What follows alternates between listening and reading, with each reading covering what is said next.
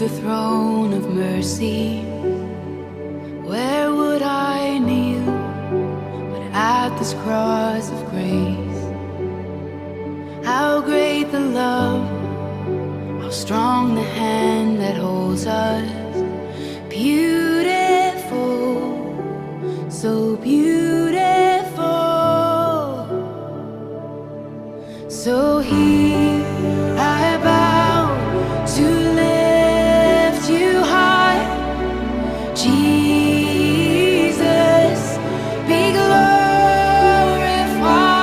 in all things. For all my life I am yours, forever yours. Baiklah anak-anak semuanya, sebelum kita melanjutkan pembelajaran kita hari ini, kita mau menyembah Tuhan dulu. Kita persiapkan hati kita yuk. Kita angkat pujian, kita sama-sama katakan, ku sembah Kau.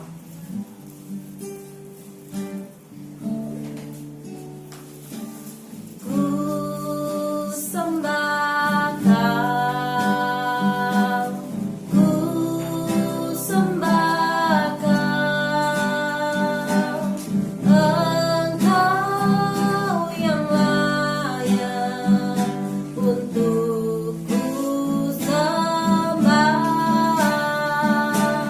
Ku sembah Kau, ku sembah Kau, Yesus yang layak untuk ku sembah.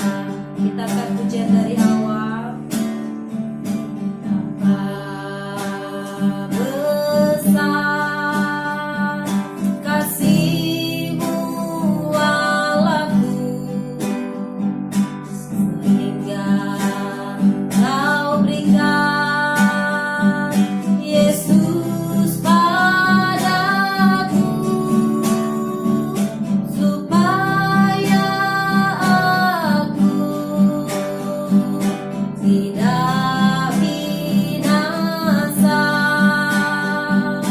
melainkan beroleh hidup yang kekal. Katakan, ku sembah Kau, ku sembah Kau, Engkau yang layak untuk ku sembah.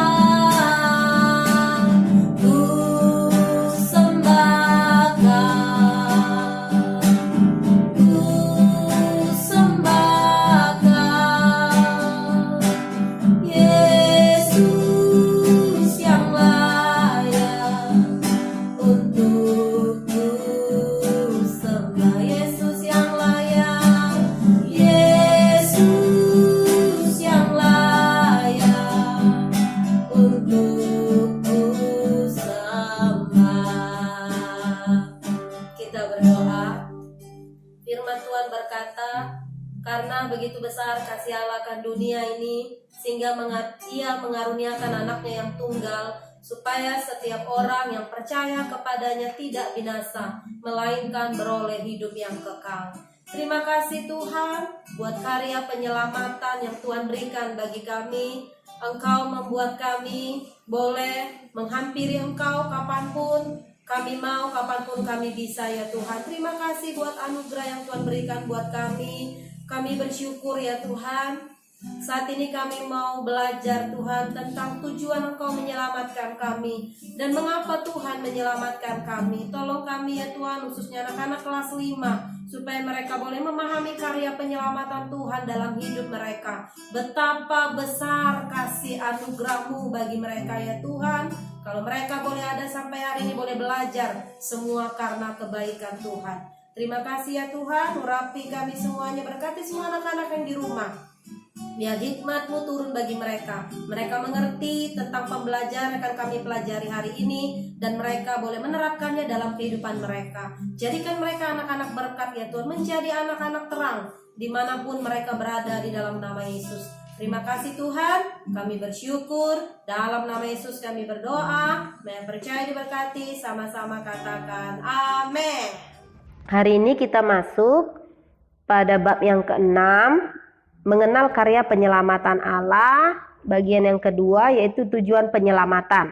Bagian yang pertama minggu lalu kita sudah belajar tentang bagian A, janji keselamatan, janji dalam perjanjian lama dan janji dalam perjanjian baru. Apa sih yang dimaksud dengan janji? Janji adalah sesuatu yang akan terjadi nanti.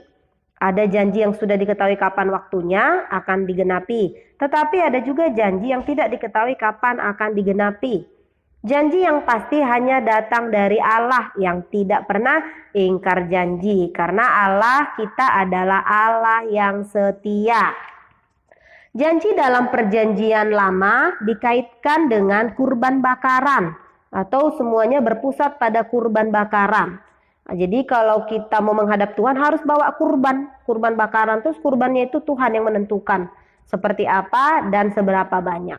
Hubungan Allah dengan manusia disimbolkan dengan adanya kurban persembahan, dan Allah sendiri yang menetapkan semua peraturannya. Sedangkan janji dalam perjanjian baru dikaitkan langsung dengan kasih karunia Allah, yaitu Yesus Kristus, anaknya yang tunggal. Semua janji Allah mencapai puncak penggenapannya dalam diri Yesus Kristus.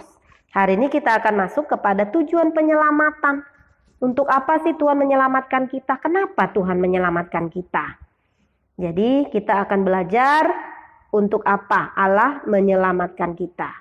Bangsa Israel menyadari karya penyelamatan yang telah dan sedang Allah kerjakan. Semua karya tersebut bukan untuk kepentingan Allah. Jadi digarisbawahi ya, semuanya bukan untuk kepentingan Allah. Semua pekerjaan itu hanya untuk manusia. Makanya firman Tuhan berkata, karena begitu besar kasih Allah akan dunia ini sehingga ia mengaruniakan anaknya yang tunggal, supaya setiap orang yang percaya kepadanya tidak binasa, melainkan beroleh hidup yang kekal. Jadi semuanya untuk manusia. Sejak dalam perjanjian lama, Allah berulang kali menyelamatkan manusia. Mereka telah dilepaskan dari bala kelaparan di Bethlehem. Nanti anak-anak bisa baca di Kejadian 42. Dan perbudakan di Mesir, ada di Keluaran 14 ayat 15. Kita juga ingat cerita ini bagaimana Tuhan memakai Musa untuk mengeluarkan, membebaskan bangsa Israel dari perbudakan Mesir. Ya, jadi anak-anak kembali diingatkan dan jangan pernah lupa tentang kisah ini ya. Allah juga menyelamatkan bangsa ini dari tangan-tangan bangsa yang kejam. Bayangkan seperti apa Tuhan menyelamatkan mereka. Allah bangkit berperang untuk mereka. Bahkan pada saat pembuangan di Babel, Allah menyelamatkan mereka dari kekejaman Haman, ada di kitab Ester. Kita juga tahu cerita tentang Ester. Bagaimana Haman ingin memusnahkan bangsa Yahudi. Tapi kejahatannya itu diketahui sama siapa? Diketahui sama Tuhan. Tuhan kan melihat segala sesuatu yang dilakukan oleh manusia dan Tuhan tahu isi hati Haman. Akhirnya Tuhan beritahu kepada Mordehai. Mordehai itu pamannya si Ester. Mordehai cerita kepada Ester dan waktu itu Ester kebetulan terpilih menjadi ratu, ya, menjadi ratu dan menjadi istri bagi raja. Jadi Ester diminta untuk melakukan tindakan yang luar biasa yang belum pernah dia lakukan untuk menghadap raja. Padahal peraturannya kalau menghadap raja itu kalau nggak disuruh datang penggal gitu. Tapi Ester berani melakukannya. Kenapa? Karena mereka bersama-sama berdoa dan berpuasa. Jadi mereka puasa untuk pembebasan bangsa Yahudi. Dan apa yang terjadi? Tuhan menyelamatkan mereka. Dan apa yang terjadi kepada Haman? Haman akhirnya digantung gitu ya. Jadi semua bangsa Yahudi tidak jadi dimusnahkan. Nah tuh bagaimana cara Tuhan menyelamatkan mereka, hebat kan? Berkali-kali Tuhan menyelamatkan mereka. Kenapa? Karena Tuhan mengasihi bangsa Israel. Karya penyelamatan ini Allah kerjakan untuk manusia. Jadi semua karya penyelamatan itu Tuhan kerjakan untuk manusia. Tujuannya adalah menyelamatkan manusia. Kenapa Tuhan melakukan itu? Karena Tuhan mengasihi manusia dan Tuhan ingin menyelamatkan manusia. Allah menjanjikan kehidupan yang baru kepada bangsa Israel. Semua itu sudah digenapi oleh Yesus Kristus saat ini dan akan digenapi juga kelak di dalam kerajaan kekal. Jadi hari ini kita sudah belajar tujuan Allah menyelamatkan manusia gitu ya. Manusia diselamatkan oleh Allah. Kenapa? Untuk apa? Tentunya kita diselamatkan karena Tuhan mengasihi kita. Terus apa yang harus kita lakukan?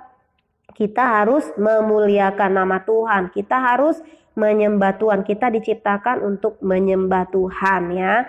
Jadi kita juga diselamatkan. Yang tadinya mati binasa, Tuhan tidak biarkan, Tuhan tidak izinkan dosa melenyapkan manusia, tapi Tuhan rela disalibkan. Yesus rela disalibkan demi menebus dosa kita semuanya, sehingga kita boleh ada sampai hari ini, semua karena anugerah dan kebaikan Tuhan kepada kita. Pahami anak-anak semuanya?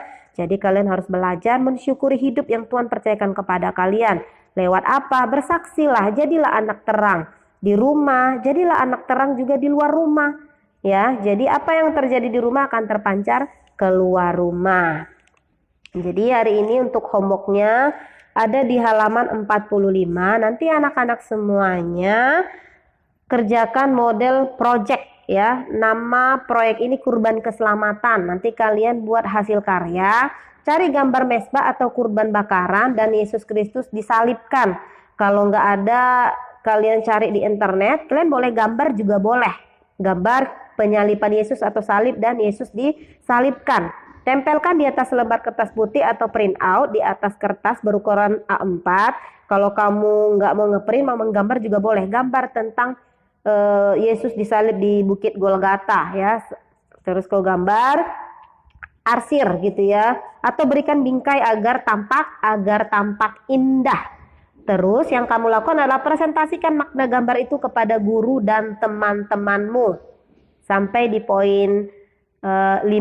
Terus yang ke-6 nggak usah, nanti poin yang ke-7 tuliskan komitmenmu di hadapan Tuhan. Jadi itu saja kerjanya, gampang kan? Tolong dikerjakan tepat pada waktunya ya sayang. Jangan suka menunda-nunda pekerjaan. Kalau bisa cepat, kerjakan cepat. Kalaupun nggak bisa karena kondisi mungkin handphonenya cuma satu atau papa mama kerja, nggak apa-apa, Teacher Melda maklum. Yang jelas kalian tetap ingat tugasnya apa dan harus dikerjakan ya sayang. Terima kasih buat anak-anak yang luar biasa. Kalian di rumah tetap semangat ya dalam belajar, tetap kuat, tetap sehat. Terima kasih. Demikian pembelajaran hari ini. Tuhan Yesus memberkati. Salam sehat dari Teacher Melda.